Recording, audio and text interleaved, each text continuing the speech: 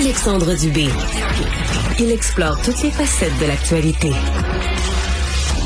Le chef du Parti québécois, Paul Saint-Pierre Plamondon, qui nous a titillé hier en disant « Surveillez ma page Facebook, 7h30 mardi, je vais faire une déclaration sur le référendum. » Alors là, la machine à rumeurs s'est emballée. Est-ce que PSPP va nous annoncer là, que face au sondage, face au faible appui, au faible appétit pour la souveraineté, est-ce qu'il va reculer sur sa promesse ou au contraire, est-ce qu'il va plutôt préciser l'espèce de calendrier dans un contexte où il y a le Donald de l'autre côté de la frontière? Marc-André Leclerc est analyste politique. Salut Marc-André. Bonjour Alexandre. Bon, alors que va nous annoncer PSPP à 7h30? C'est ça. Ça, c'est la grande question. Puis le Parti québécois, Alexandre, là, ils veulent pas trop en dire. Là. Donc, suivez ça à 7h30. Donc, il reste quoi? Il reste même pas une heure. Là. Il reste 50 minutes, là, Alexandre. Est-ce qu'on va se rendre là? Hein? On n'est plus capable d'attendre. Mais est-ce que M. Saint-Pierre Plamondon a monté les attentes? Là? Parce que dans les coulisses, certains disent que oui, c'est important. D'autres qui disent que c'est un 4 sur 10, un 5 sur 10, un 7 sur 10 en termes là, de tremblement de terre que cette déclaration-là pourrait être déclenchée. Mais je pense, puis le Devoir en parle ce matin, puis moi, c'est hier avec notre collègue Paul Larocque au bilan, là, on essayait un peu de prévoir là, ce qui allait arriver ce matin à 7h30. Et je pense que dans le compte, puisqu'on peut voir dans le Devoir, mais je pense que dans le contexte, il avait déjà un peu dit, là, M. Saint-Pierre Plamondon, peut-être pas aussi directement qu'il pourrait le dire à 7h30, mais par rapport au contexte géopolitique avec Donald Trump. Il avait dit dans le cadre là, de la partielle dans Chicoutimi que jamais le Parti québécois va mettre en péril la sécurité économique ou la sécurité tout court des Québécois. Donc, peut-être, ça va être une façon ce matin. Puis c'est pas mauvais, hein, parce que moi, ce que j'ai appris de mon expérience en politique, Alexandre, c'est que souvent, on dit des choses avant la campagne, puis on pense que tout le monde le sait. Mais là, on est à 48 jours du vote, hein, moins de 10 jours du déclenchement, parce que tout indique que cette belle campagne-là va être déclenchée le 27 août, donc jeudi de la semaine prochaine. Donc, c'est jamais perdu de répéter, mais je pense qu'il faut pas s'attendre à il va pas changer, le M. Saint-Pierre Plamondon, son option. Il va pas dire j'en ferai pas, mais il va probablement nous dire, je vais en faire un, toujours dans le premier mandat, puis quand Donald Trump sera plus là, à la Maison-Blanche, peut-être ça va rassurer les gens là, qui sont un peu inquiets de faire une démarche référendaire à ce moment-ci. Là. Premier mandat majoritaire. Ça, c'est important. Non, mais dans le contexte actuel, Marc-André, c'est important parce que, tu sais, dans les sondages, présentement, le PQ là, ne serait pas majoritaire. Dans mon esprit, je ne vois pas un scénario, Marc-André, où PSPP va nous annoncer à 7h30 à matin qui dit « Ouais, finalement, on n'en fera pas de référendum. » Non, mais c'est pas dans son ADN. Non, il perd du monde. C'est pas dans son ADN même propre de faire ça. C'est un gars de conviction, Paul Saint-Pierre Plamondon. Ouais. Alors, moi, je me range totalement à tes arguments. J'ai l'impression qu'on va marteler, puis c'est sage de le faire, à 24 heures de cette possible hécatombe là, qui risque de nous tomber sur la tête avec d'autres tarifs. Et on va rejouer un peu dans cette panique-là, de juste rassurer les Québécois. Moi, j'ai l'impression que c'est le scénario qui va être priorisé par les stratèges du PQ. Là. Oui, ça doit essayer de rassurer, mais c'est une ligne, Alexandre, qui est mince, hein, parce qu'en même temps, tu dois rassurer ta base, parce qu'il y en a qui en veulent un référendum, puis qui se disent Donald Trump ou pas Donald Trump, on en veut un dans le premier mandat. Là, quand tu amènes à préciser ta position, comme M. Saint-Pierre Plamondon l'avait fait en février à la suite de la victoire dans Chicoutimi lors de la partielle, là, c'est sûr que les gens ont commencé à dire, regardez, il commence à reculer, là. Fait que peu importe ce qu'il dit, là, dans les prochaines minutes, M. Saint-Pierre Plamondon, il va se porter flanc à la critique, là. Certains qui vont dire, c'est irresponsable, d'en faire un, même si on attend que Trump soit plus là parce qu'on sait pas qui va remplacer Donald Trump. Puis les autres vont dire, voyez, là, il recule, là. Il recule.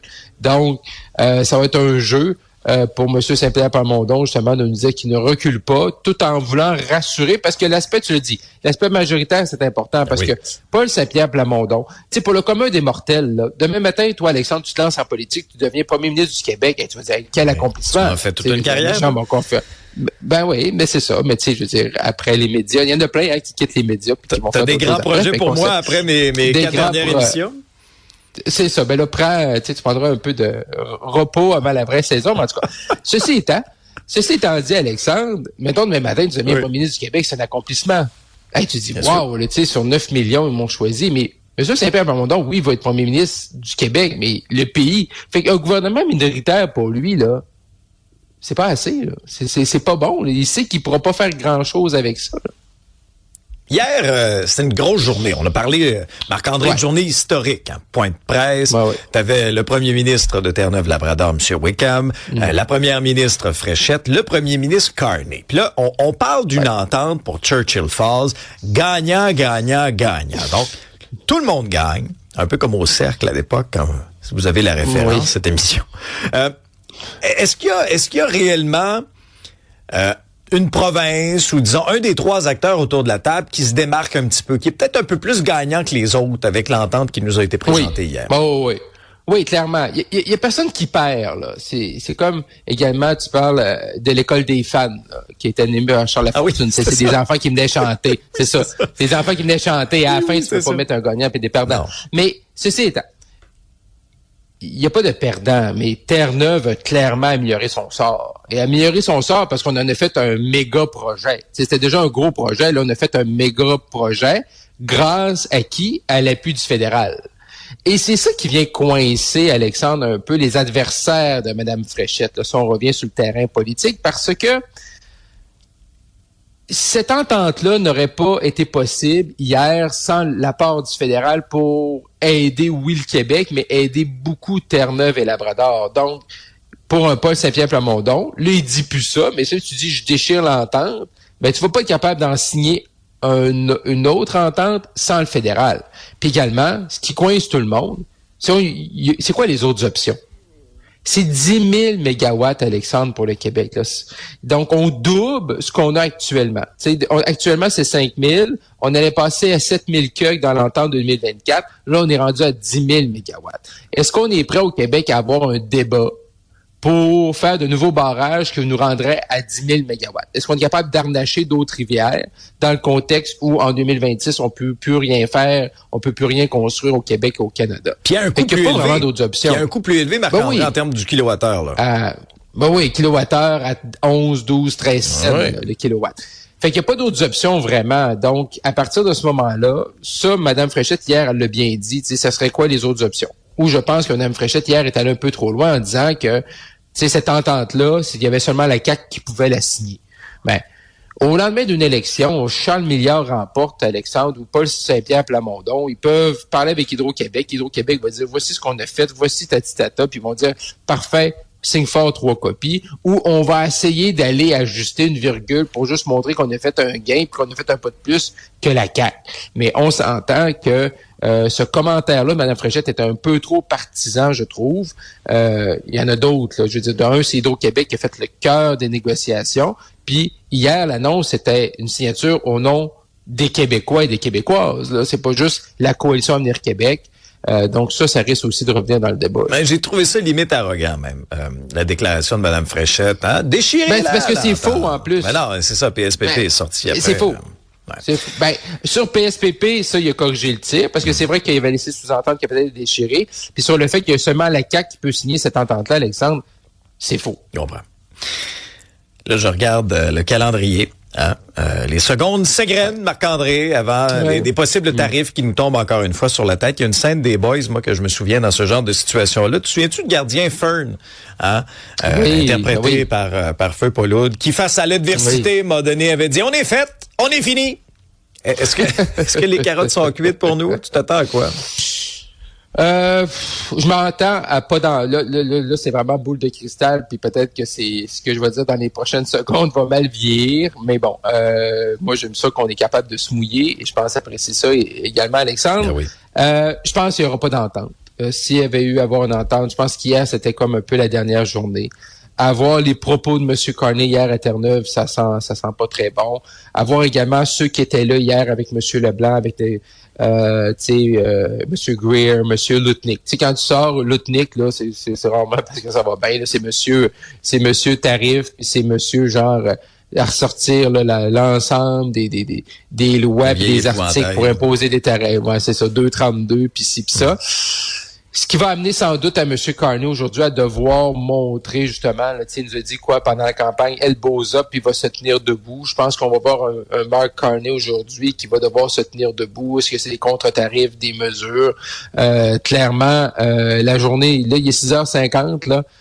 La journée est loin d'être finie, je pense, pour M. Carney, qui devra répondre à tout ça, être capable. Je pense qu'il n'y aura pas d'entente, fait qu'il, à moins que M. Trump nous donne un autre 2 semaines, là, qui prenne le ballon puis qui donne un coup de pied dedans puis que ça, dans 2 semaines. Mais clairement, je pense qu'on se dirige, là, vraiment pour le scénario, là, peut-être le plus difficile pour nous. Ouais, tu sais, Marc-André, hier, Carney a fait une déclaration que j'ai pas du tout compris. Il a dit, on négocie en position de force. On n'a pas du tout la même lecture du jeu. Puis après ça, il a aussi dit quelque chose d'important en disant, on a des scénarios prêts pour chacune des situations. Alors, advenant le cas où le couperet tombe et on a des tarifs de 50% sur une kyrielle de produits à partir de demain, là, à mon avis, il faut répliquer. Faut pas répliquer en sans dessin, mais il faut répliquer. Ouais, ben c'est ça. Puis on a des options. Il n'y a pas 150 scénarios. Hein. C'est t'as une entente et peut-être t'as fait des concessions. Là, tu vas devoir aider certains secteurs pour pallier à ces concessions-là. Si t'as pas d'entente, ben là t'as 2 choses à faire. C'est t'imposes des contre-tarifs ciblés sur certains produits, puis t'offres une aide à certaines industries plus touchées. Également, Alexandre, ce qu'il faut voir surveiller, c'est oui, le fédéral, mais également Québec. Hein, Québec qui ont fait les cellules de crise, ont dit qu'elle allait aider. Mais là, quand tu veux aider, là, tu sais, le chéquier, là, Mme Fréchette, elle l'a pas encore pour longtemps, là. En campagne électorale, là, oui, il y a toujours des processus qui peuvent être mis en place, mais, tu sais, si elle veut aider l'industrie, là, ça va être sensiblement avant le déclenchement, soit donc avant le 27 août, là. On va poser la question à Bernard Drinville. Le ministre, il est ici, là, à 7h50. Il va pouvoir nous éclairer là-dessus. On s'en reparle dans 24 heures, Marc-André. Parfait. À demain. Bye-bye.